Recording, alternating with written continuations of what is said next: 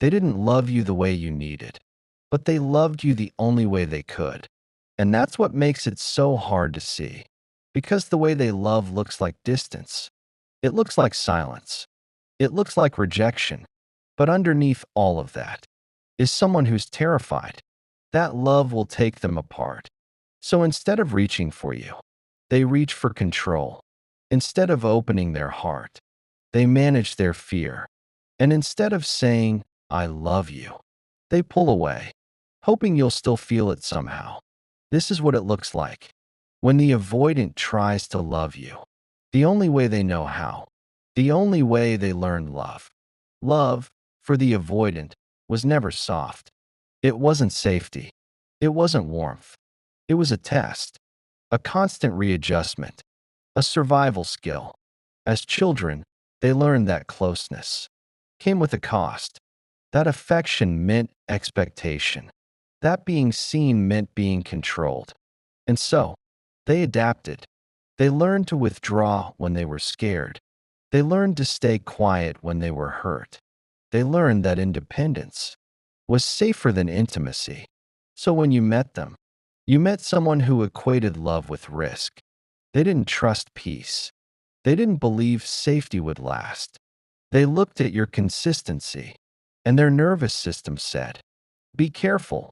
This is how it starts. Not this is how love begins, but this is how it ends. Because for them, love was never a gentle presence. It was the build-up before the loss, the calm before the disconnection. So when you gave them real affection, their body flinched. When you offered safety, they scanned for danger. And when you stayed, they secretly waited for the day you'd leave. Because that's what love always meant to them. Something that leaves. And in that belief, they began to push. Not because they wanted to hurt you, but because it was familiar. Because heartbreak felt predictable. And predictability, for the avoidant, feels safer than peace. They don't know how to rest in love. They only know how to manage it, to hold it with one hand, and prepare to lose it with the other. They keep you close enough to feel seen, but far enough to stay safe. They want to need you, but not depend on you. They want to be held, but not be known. And in that contradiction, their version of love begins to form. A love built not on trust, but on survival. They love you with limits, with a trembling heart that says, I'll give you what I can, but please don't ask for all of me. And that's the quiet tragedy of it. They think their half-love is protection. They think their distance is kindness. They think their silence is stability. But to the person who loves them, it feels like absence, like being next to someone who is physically there, but emotionally unreachable. And yet, if you look closely, you can see the flickers of their effort, the subtle, clumsy ways they try to love you. When they check if you got home safe, when they soften for a moment and then shut down, when they say, I'm fine, but linger just a little longer before hanging up. That's their love language. The restrained, fearful, cautious kind. It's not what you deserved, but it's what they had to give.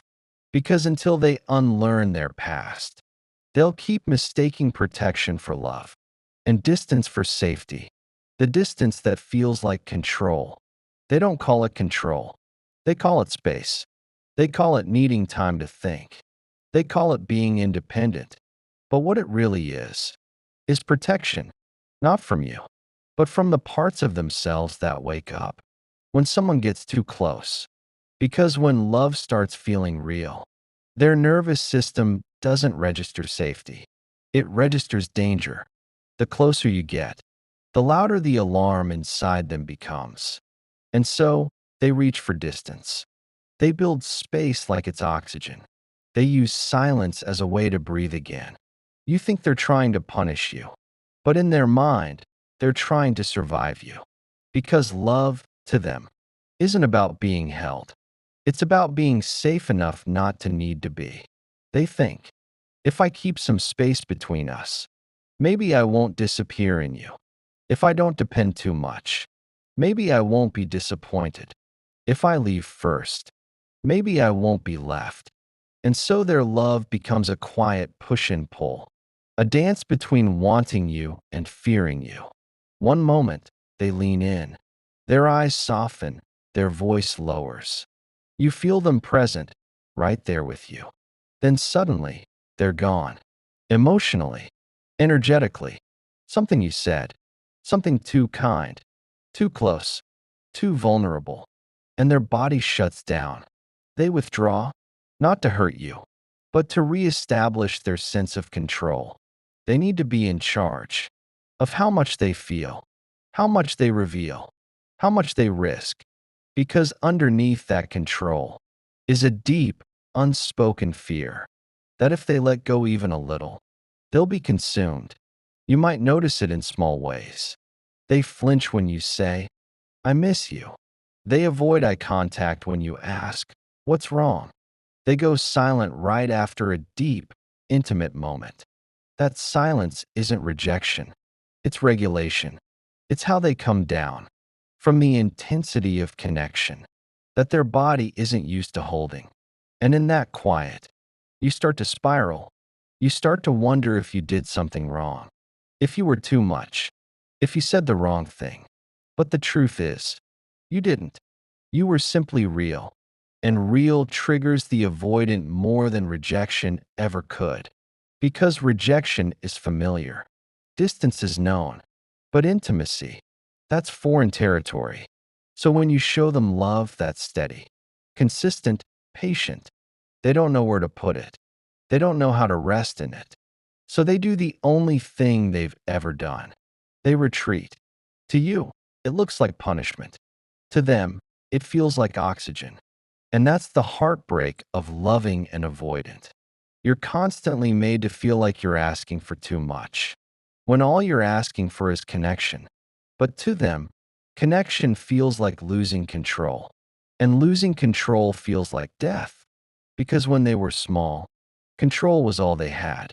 They couldn't control whether their parent was warm or cold, present or gone, loving or dismissive, but they could control themselves. They could control their emotions, their needs, their expectations, and they learned, if I don't need, I can't be hurt. If I don't feel, I can't be rejected.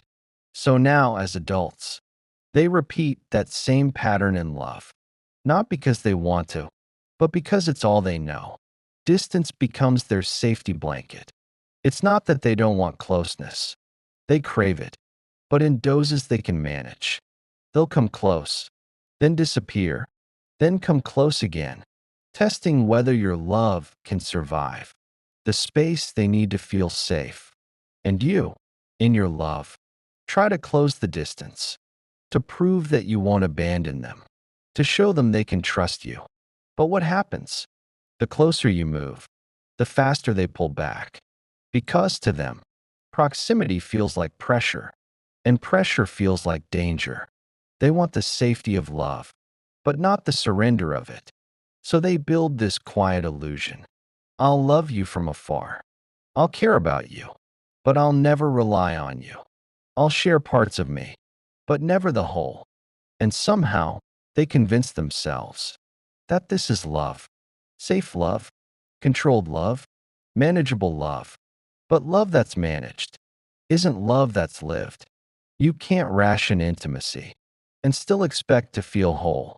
You can't love someone and keep your heart locked behind strategy. Because love, real love, asks for surrender. It asks for softness. It asks for being seen. And that's exactly what the avoidant can't do. Not because they don't want to, but because to them, being seen once meant being powerless. They remember the times they opened up, and it wasn't safe. They remember when their needs were dismissed, their feelings minimized, their tears ignored. So now, when someone reaches for them, their body remembers the pain. It tenses, it retreats, it tries to rewrite the story, to be the one in control this time. And that's where the misunderstanding happens. You think they're trying to hurt you, when they're really trying to protect themselves. They don't know that their protection hurts you. They don't see that their silence cuts deeper than any argument could. They don't realize that in trying not to lose themselves, they're slowly losing you. Because the person on the other side of avoidance eventually breaks. They start to shrink their voice, so they don't scare them away. They start to over-explain, to make the avoidant feel safe again. They start to believe that love means patience without reciprocity. And before they know it, they've lost themselves too. That's the cycle. The avoidant runs from engulfment, and the one who loves them slowly disappears trying to keep them close. Two people, both afraid of losing themselves, just in different ways. One hides behind distance. The other hides behind accommodation. Both lonely, both longing. But love can't thrive in fear. It withers in control. The avoidance distance may feel like power, but it's really pain in disguise. A desperate attempt to love, without ever risking heartbreak. But that's not love. That's management. That's survival. And survival is lonely. Because no matter how safe they try to make it, you can't be truly connected and fully in control at the same time. Love only lives where risk does, where vulnerability breathes, where two people choose to stay open, even when their instincts tell them to run. So when the avoidance says, I just need space, what they really mean is, I don't know how to feel safe with love yet. They're not pushing you away because they don't care. They're pushing you away because caring feels dangerous. They're not rejecting you. They're rejecting the possibility of being seen too deeply. And maybe the most painful part is knowing that if they could only see how their distance destroys the very safety they crave, they might finally stop running. But until they do, their love will remain this: a half-built bridge, a hand that reaches but never lands, a heart that wants to be held, but doesn't know how to stay open long enough to be. When their love feels like rejection, but isn't, they say they care. They say you matter. But then they go quiet. They shut down. They retreat into themselves. And you're left staring at the version of them that feels unreachable, like a light that suddenly flickers out, right when you needed its warmth most. It feels like rejection. It feels like punishment. It feels like they stopped choosing you. But what if that silence, that distance, isn't rejection at all? What if it's how they love, while still trying to survive it? Because for the avoidant, love and danger are twins. When you come too close, it triggers not excitement, but panic. When you reach out to hold them, their nervous system doesn't say, this is safe. It says, this is where I lost myself last time. They learned early that needing someone comes with a cost. That connection, no matter how beautiful, ends in loss. And that love, real, consuming love, isn't safe to trust. So when you show them stability, consistency, affection, they freeze. Because this isn't how love was supposed to feel. It's too calm, too steady, too good. And their brain whispers, something's wrong. This can't be real. It's only a matter of time before it ends. So they preempt the ending by creating it themselves. They shut down before you can shut them out. They disappear before you can disappoint them. They numb themselves before they can be hurt again. And to you, it feels like rejection. But to them, it feels like safety. You see, the avoidant doesn't want to stop loving you. They just want to stop feeling so much. Their system gets overwhelmed by the intensity of closeness. It confuses intimacy with threat.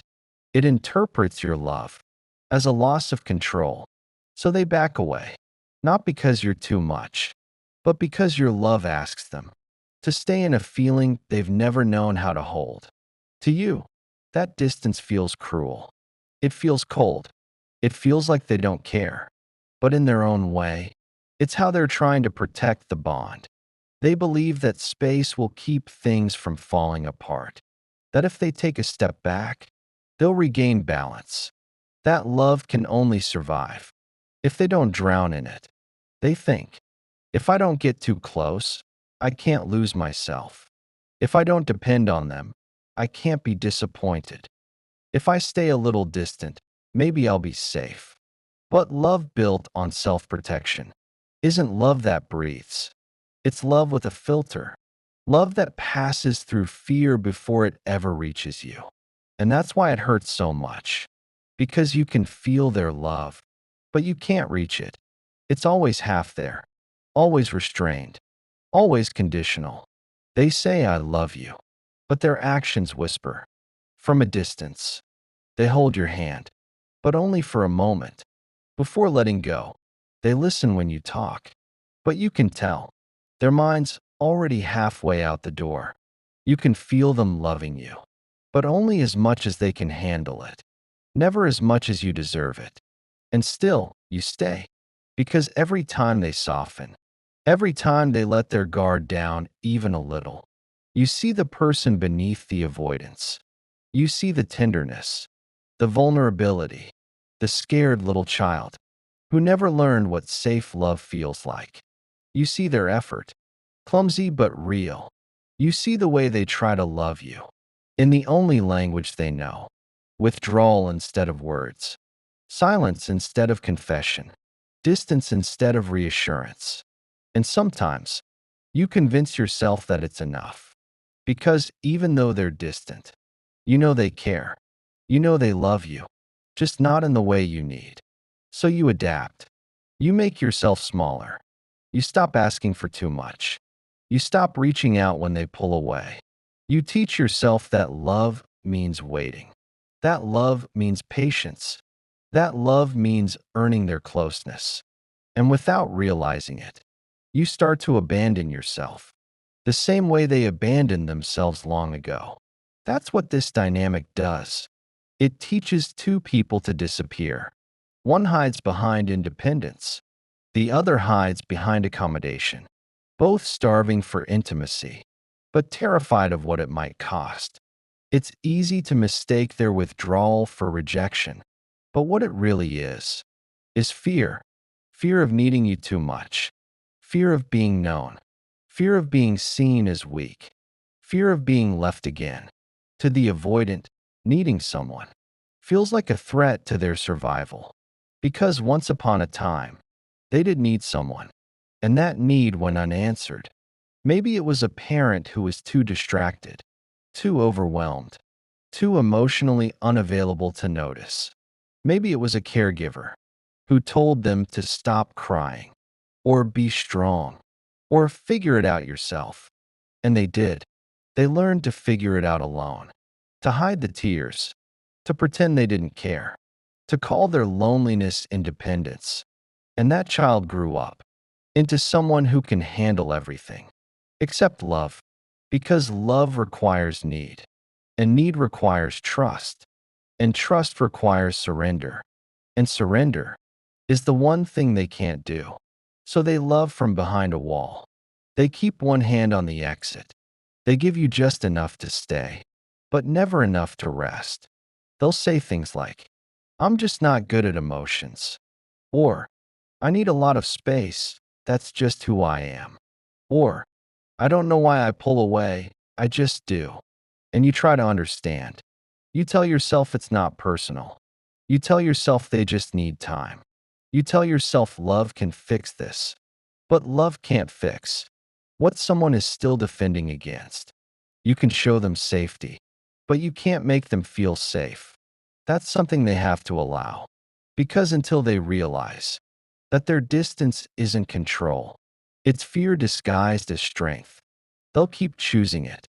They'll keep mistaking calm for boredom, intimacy for suffocation, closeness for threat.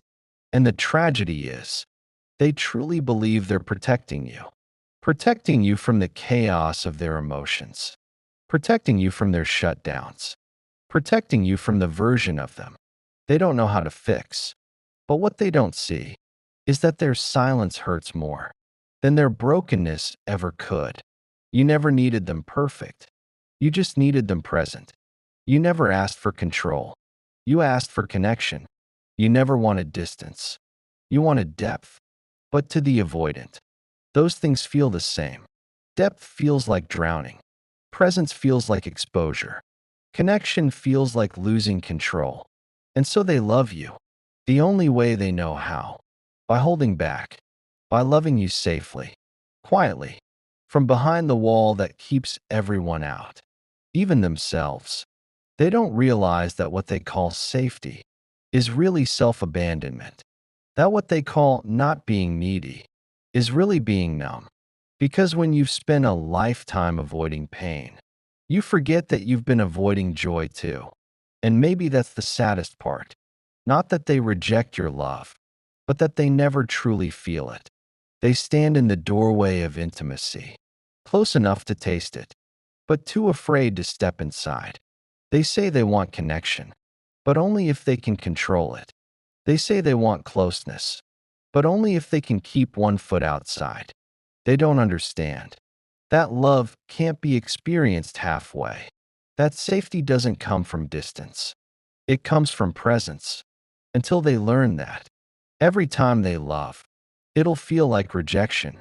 Not because they don't care, but because they can't yet receive what care feels like. And the person who loves them will always end up questioning themselves, wondering why loving someone so deeply feels like constantly being left. But it's not you. It's not your fault.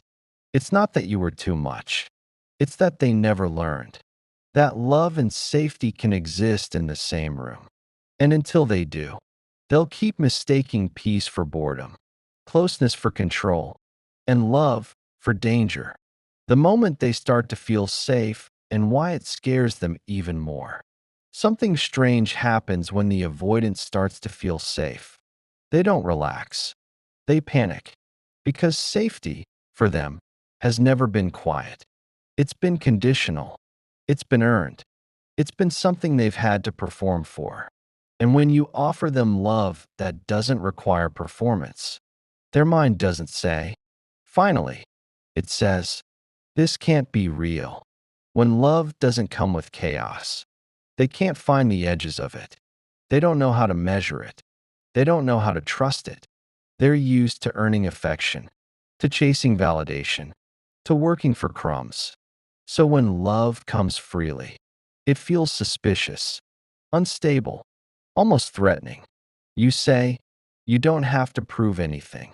They hear, I'm going to leave as soon as you stop trying. You say, you're safe here. They hear, you're about to lose control.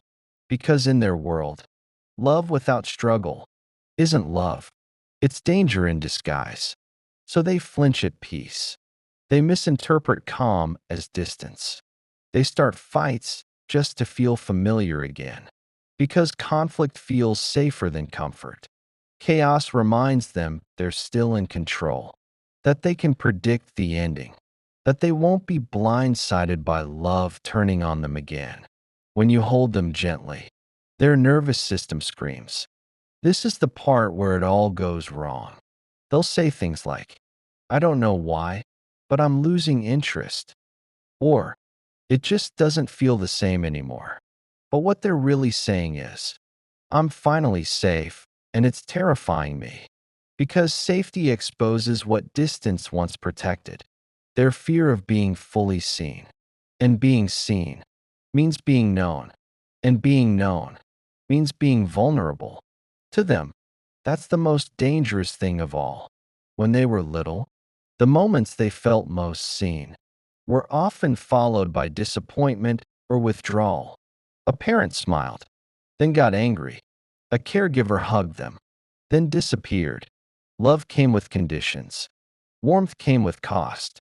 So they grew up learning that to be safe, they had to manage connection. They had to keep it just close enough to taste, but far enough to survive. And now, as adults, they carry that same blueprint into every relationship. When they meet someone who doesn't play the same game, someone grounded, secure, emotionally available, Their system short circuits because suddenly they're not the one managing the emotional distance anymore. You're not chasing. You're not pleading. You're not dancing around their withdrawal. You're just there, consistent, unmoved by their push and pull, unwilling to play tug of war with love. And that steadiness disarms them. It makes their defense mechanisms useless. It makes their walls visible. It forces them to see that the person creating the chaos now is them. They start realizing that what they called independence was actually avoidance, that what they called boundaries were really walls, that what they called not needing anyone was really the deepest need of all, to not be hurt again. And that realization breaks something open in them, because for the first time, they can see the cycle from the outside. They see how their survival strategy has been protecting them from the very thing they've been starving for. They start to notice how lonely safe feels, how empty peaceful distance actually is, how exhausting it is to keep love at arm's length and call it strength. And yet, even in that awareness, they still hesitate because stepping out of that old pattern means losing control. It means admitting they want closeness. It means risking rejection all over again. And for the avoidant, that's not just emotional, it's existential. Their identity is built on the belief that they don't need anyone, that they're better off alone, that self sufficiency equals safety. So when they start to need you, really need you, their whole sense of self feels like it's crumbling. That's why healing isn't smooth for them. It's violent. It's destabilizing. It's like learning how to breathe underwater. Every time they soften, they feel like they're losing control. Every time they stay present during conflict, they feel like they're being swallowed whole. Every time they choose to open up instead of shut down, they feel naked, exposed, terrified. But that's what healing looks like for them. Not perfect communication, not immediate closeness, just the decision to stay, even when every cell in their body is screaming to run. And here's the quiet truth most people miss. When the avoidant starts to feel safe with you, they don't suddenly become expressive or affectionate. They become conflicted because safety asks them to stop running, and they've never stood still before. They might test you. They might withdraw just to see if you'll follow. They might go quiet to prove they can still disappear. It's not to hurt you. It's to make sure they can trust you. Because to them, trust isn't built through words. It's built through your reaction to their fear. When they retreat and you don't chase, that's safety. When they panic and you stay calm, that's safety. When they finally speak and you don't shame them, that's safety.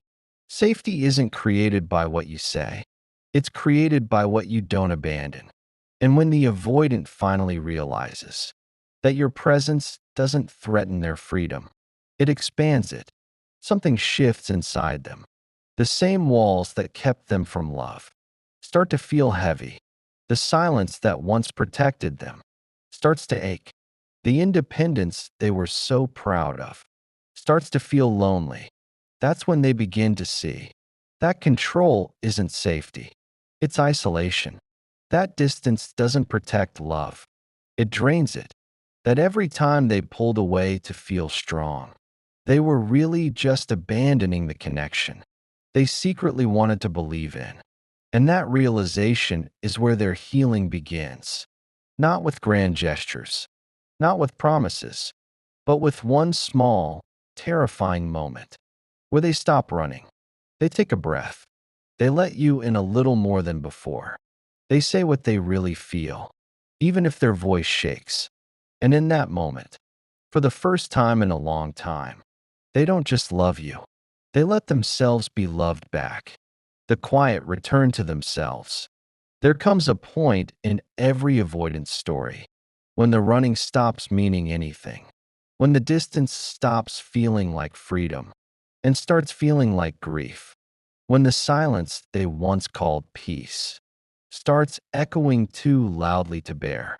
They look around their quiet life, the one they built to protect themselves, and realize that safety without love is just another form of loneliness.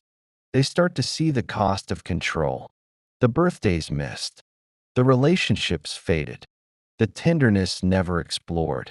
They realize they never escaped pain. They just postponed it, because every time they left, they took the same emptiness with them, the same ache, the same fear of being known, the same belief that they were better off alone. And then one day, they meet someone who doesn't play their game, someone who sees through the calm, through the independence, through the I'm fine, someone who doesn't chase, doesn't beg, doesn't collapse trying to prove their worth, someone who simply stands there, unmoved, unthreatened, real. And that's when something inside them breaks. Not the kind of breaking that destroys, the kind that unlocks. Because for the first time, their defenses stop working. They can't scare this person away with silence. They can't control them with withdrawal. They can't manipulate closeness by withholding it. And that confuses them. It shakes them. But it also calls them back to something they didn't know they'd lost. Their humanity, the part of them that once loved freely. Before the walls, before the fear, before the stories they told themselves about what love costs, they start to realize that what they thought was protection was really self-rejection. That every time they said, I don't need anyone, what they really meant was, I stopped trusting love to stay. That every time they walked away from closeness, they were really walking away from themselves. Healing for them doesn't happen in big moments. It happens in quiet ones. When they finally stop apologizing for needing someone. When they stop confusing vulnerability with weakness. When they stop calling peace boring and start calling it home. It happens when they sit across from someone and realize they don't have to perform. They don't have to manage your perception of them. They don't have to hide their fear behind sarcasm or silence. They can just breathe and be. That's when the avoidant starts to love differently. They start answering texts without delay, not out of obligation, but because connection no longer feels like a trap. They start speaking more honestly, not because they've become fearless, but because they've learned that love can survive their truth. They start showing up, not because they've conquered avoidance, but because they finally understand that closeness doesn't erase them. It expands them, and little by little, they begin to forgive themselves for every time they pulled away, for every person they pushed out, for every I don't care that really meant I'm scared. They start to see their patterns not as failures, but as attempts at safety, strategies born from love that was once unpredictable, from care that once hurt, from connection that once abandoned them. And that compassion changes everything. Because when they finally look at themselves, without shame, without defense, without the urge to run, they find something they've been searching for all along. A sense of safety that no one can take away. Because real safety isn't about control. It's not about predicting outcomes or managing closeness. It's about knowing that no matter what happens, you can stay with yourself through it. That's what the avoidant learns. When they stop running, that's what healing really looks like. Not perfection, not constant openness, but the courage to remain present when love finally arrives. And if you've ever loved someone like this, someone who pushed you away while needing you more than they could admit, you know that kind of love can hurt, but it also shows you something profound. That love isn't always loud. Sometimes it's a quiet endurance, a staying, a witnessing, and sometimes you being there, calmly, steadily, without control, is the first proof they've ever had. That love doesn't have to hurt to be real. So if you're watching this, and you've been the one who stayed, or the one who ran. Maybe both. This is your reminder. Healing doesn't happen when you become someone new. It happens when you finally stop abandoning who you've always been. And that's when love, real love, finally becomes safe enough to stay. If this spoke to you, if you saw yourself in these words, or someone you love, don't just scroll away. Take a breath. Share it, because someone out there needs to know that distance doesn't mean indifference, and that love can still reach you, even through the walls you built to survive.